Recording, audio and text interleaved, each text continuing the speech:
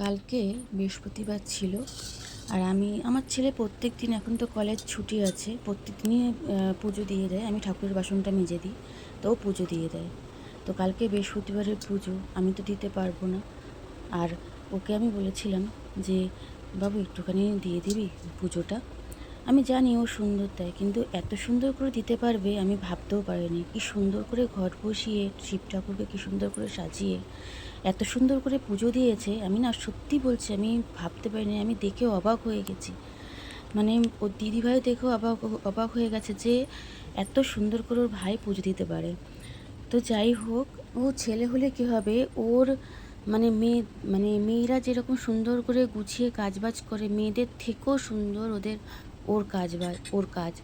হ্যাঁ, বিছানা গোছাতে বলবো, কি সুন্দর করে বিছানা গুছিয়ে দেবে।